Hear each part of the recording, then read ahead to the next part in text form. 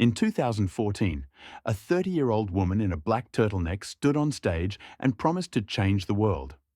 Her name was Elizabeth Holmes, and she claimed her company, Theranos, could run hundreds of medical tests with just a single drop of blood from a finger prick. No more needles, no more vials, just revolutionary technology that would make healthcare accessible to everyone. Forbes called her the youngest self-made female billionaire in America. Her company was valued at $9 billion. She graced magazine covers, spoke at TED conferences, and had a board of directors that included Henry Kissinger and James Mattis. She was the golden child of Silicon Valley, a Stanford dropout following in Steve Jobs' footsteps right down to the black turtleneck. But there was one problem. None of it was real. This is the story of the biggest fraud in Silicon Valley history. A story about ambition twisted into deception, about patients whose lives were endangered, and about how easy it is to believe in someone who tells you exactly what you want to hear. Elizabeth Holmes founded Theranos in 2003 when she was just 19 years old. She'd dropped out of Stanford after her sophomore year with a vision that seemed almost too good to be true. Traditional blood tests required multiple vials drawn from your arm, painful, time-consuming, and expensive. Holmes promised a world where a pinprick of blood could run comprehensive panels instantly. Imagine the implications. Rural clinics could offer sophisticated testing. Cancer could be detected earlier. Diabetics could monitor their glucose levels at home without constant trips to the lab. It was healthcare democratization on a massive scale. And investors ate it up. This wasn't just another app or social media platform. This was life-saving technology. By 2013, Theranos had raised over $400 million from venture capitalists, pharmacy chains, and wealthy families. Rupert Murdoch personally invested $125 million. The Walton family, the DeVos family, everyone wanted a piece of this revolution. Holmes cultivated her image carefully. She wore those black turtlenecks religiously.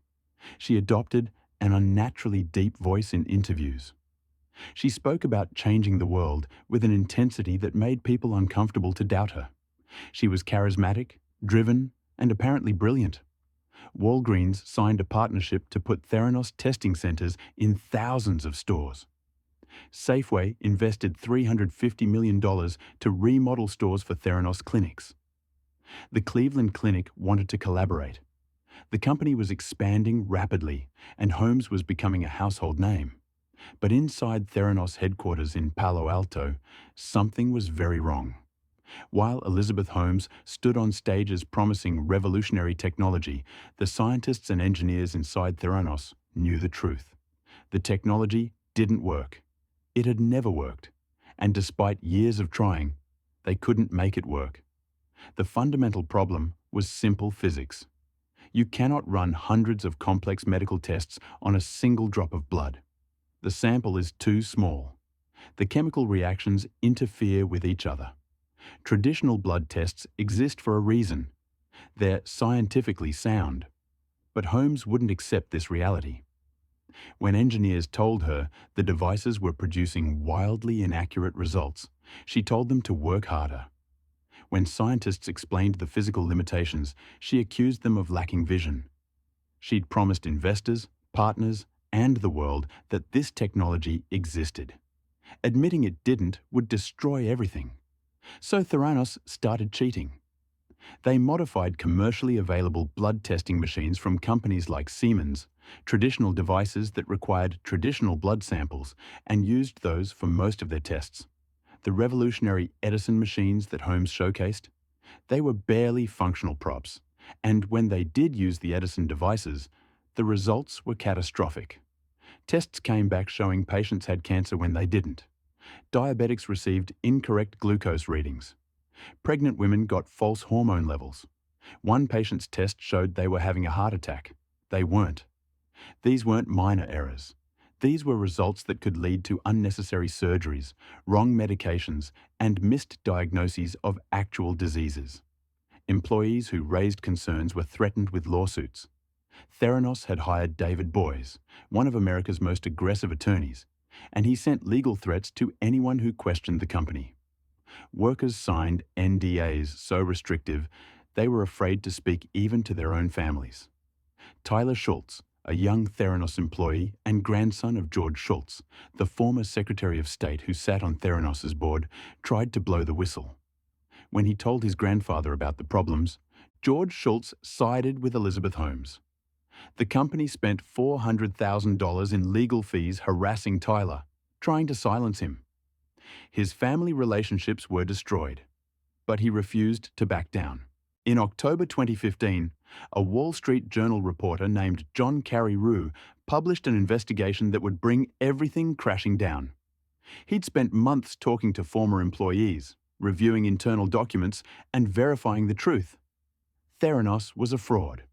Holmes went on the offensive immediately. She appeared on CNBC, on Bloomberg, in Fortune magazine, calling Carreyrou's reporting a tabloid hit job. She said former employees were disgruntled. She claimed competitors were trying to destroy innovation. Her charm, her conviction, her reputation, she deployed everything to maintain the illusion. But the evidence was overwhelming. More whistleblowers came forward. Regulators started investigating.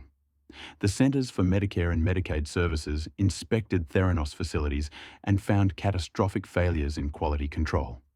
In January 2016, they threatened to ban Holmes from the blood testing industry for 2 years. Walgreens severed their partnership.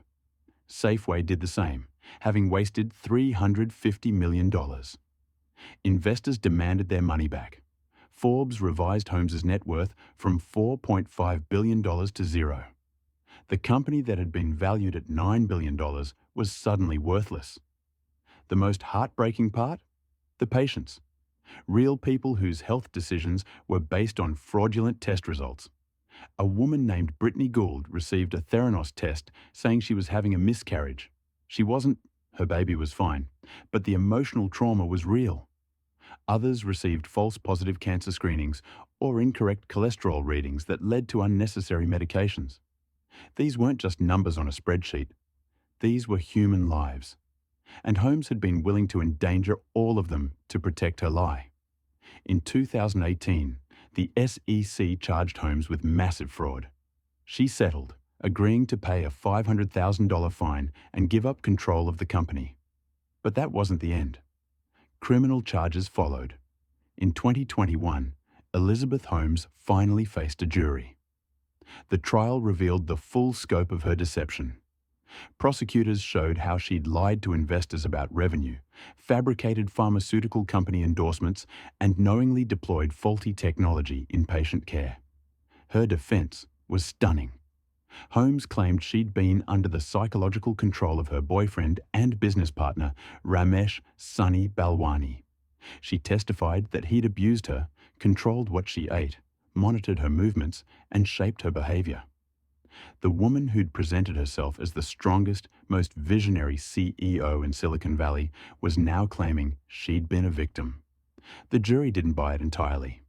In January 2022, Holmes was convicted on 4 counts of fraud, specifically defrauding investors.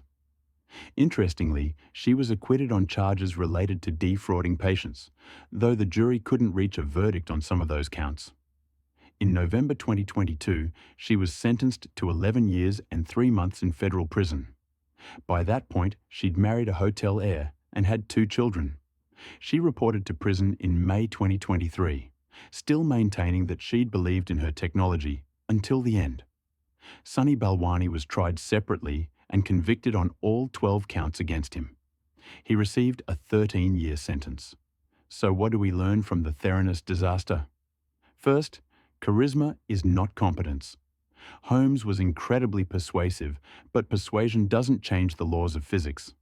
Silicon Valley had become so enamored with the idea of disruption and fake it till you make it that no one stopped to ask the basic question: does this actually work?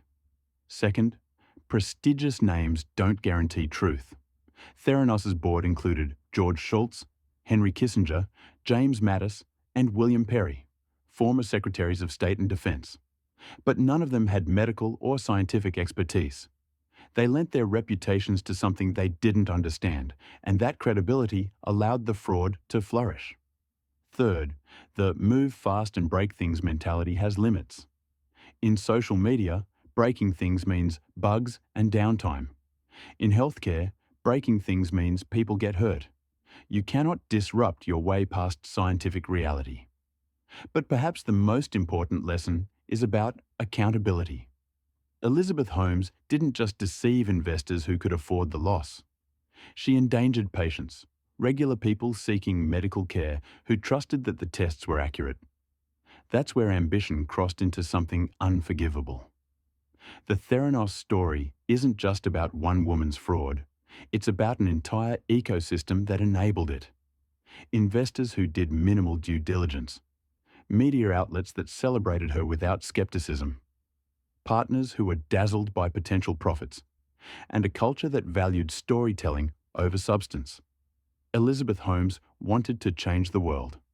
In a way, she did, just not how she intended.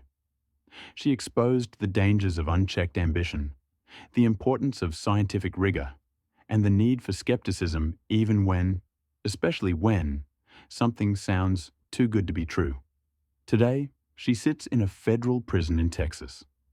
Theranos is defunct, and the patients who received fraudulent test results are left wondering, how did so many smart people believe such an obvious lie for so long?